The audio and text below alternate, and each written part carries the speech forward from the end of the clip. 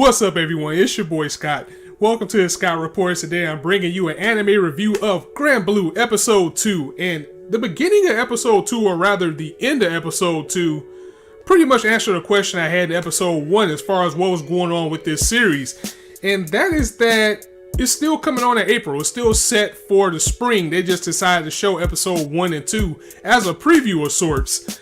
And this might as well have been an hour-long episode because episode 1 and 2 gave us everything that we needed to push the story forward. So when it comes back in the spring, honestly, they could start off on episode 3 because we got everything we need. And by being on Crunchyroll, you can just go back and watch this episode. So that'll be kind of interesting to see how they're going to handle that. Are they going to show these 2 episodes again in a weekly format, or they're just going to keep on moving ahead to episode 3 and start from there? But overall, to get down to the episode, so the power of summoning Bahamut was so strong, and after it one-shotted that Hydra that Captain Palmen and his people just got the hell out of Dodge, that had knocked Gran out. Of course, that's always what happens whenever you have a being of immense power. The main character always passes out, and when he passed out, we got the dream which set up the foundation of what this story is about. You see, many years ago, Gran's father left him a letter saying, and I'm going to have to look at my notes on this because you know with these fantasy series, I'm going to be all over these words with the names and everything.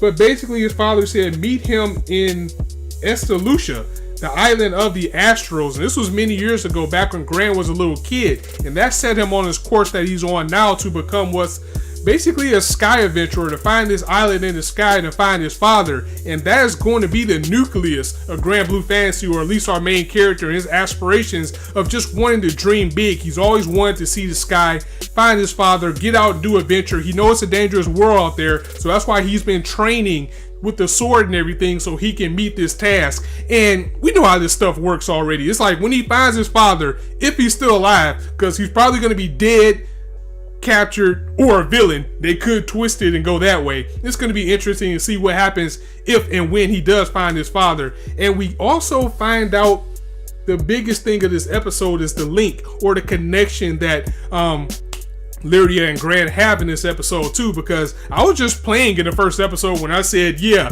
Lyria brought him back for the life. Like, no, she really did resurrect Gran. Gran was dead. When he got wrecked by that Hydra, he was out of there. His life was gone. However, she was able to resurrect him by giving half of her life force to him. And thus the two are now intertwined as we start to unravel what was going on and why the Empire is after Lyria to begin with.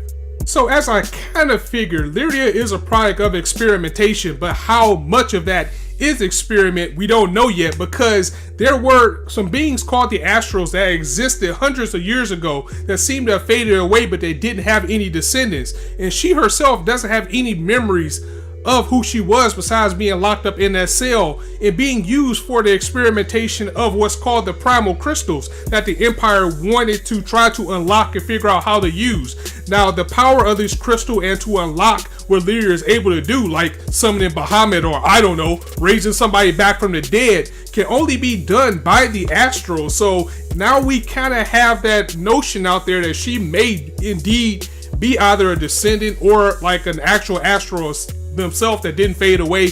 It's not uncommon in RPGs for people to be like hundreds of years old and still look the same. But either way, the result of that power is why they were able to summon Bahamut, bring Gran back to life. But now the two are intertwined together because she used the crystal's power to split their life force in two. And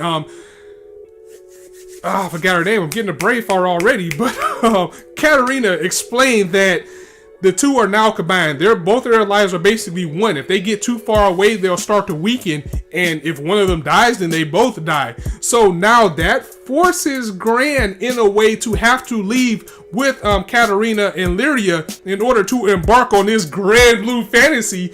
Because now Katarina is basically saying that it is possible to get your life force back as well as Lyria's memories. But we have to go to the island of the Astrals, which adds up to the lifelong dream of Gran, and thus our journey begins as he now breaks the news to his village that, you know what, I'm gonna go with these guys, I'm gonna go find my father, and I'm gonna do everything that I needed to do. And we get what you always get, you know, everybody's like, it's okay, as long as you come back alive, don't forget about us, see you later.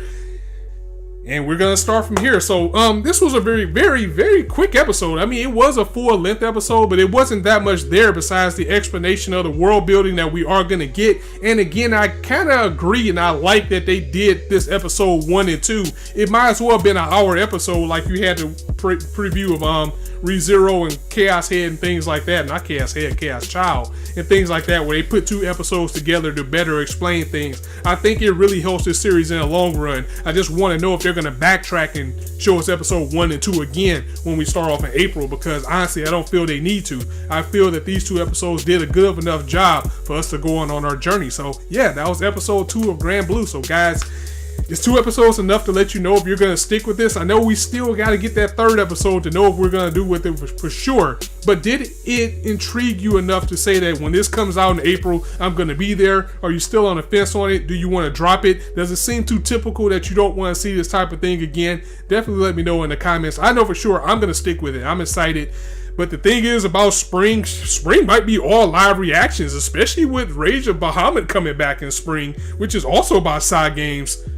I don't think I'm going to be reviewing anything in the spring. Everything's going to be live reaction with that and Attack on Titan and Boku no Hero. And man, we'll cross that bridge when we get there. Anyway, if you guys like this video, go ahead and drop it a like. Let me know if you're going to stick with Granblue. If you like the video, like, share, subscribe, all that. I know I just said that. But anyway, if you want to hear more, go ahead and subscribe, because there's no shortage of content for you guys to indulge on this channel. And as I always say, you guys can be anywhere on YouTube right now, but you chose to listen to me. I really appreciate that, so thanks for stopping by. My brain's an overload for doing 2 straight episodes back to back, so excuse that. But on that note, it's your boy Scott signing out.